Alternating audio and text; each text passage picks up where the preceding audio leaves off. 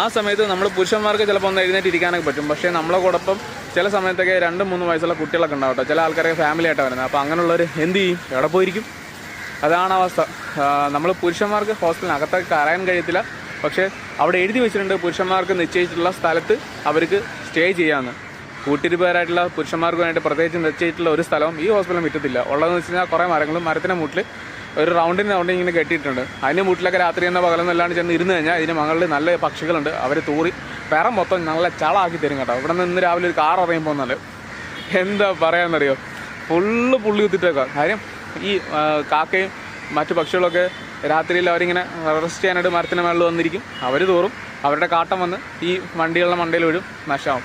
അതേപോലെ തന്നെയാണ് നമ്മളിപ്പോൾ മരത്തിന് കൂട്ടി പോയിരുന്നാലും നമ്മളെ പറം രാവിലെ ആകുമ്പോഴത്തേക്കും നല്ല രീതിയിൽ പുള്ളി കുത്തും. പിന്നെ നമ്മൾ വേറെ എവിടെയും പോയി കുളിച്ച് റെഡി ആവേണ്ട അവസ്ഥ വരും. അപ്പം നമ്മുടെ ഈ വീഡിയോ കാണുന്ന ഏതെങ്കിലും നല്ല ഭരണാധികാരികളുണ്ടെങ്കിൽ ദയവ് ചെയ്ത് നമ്മുടെ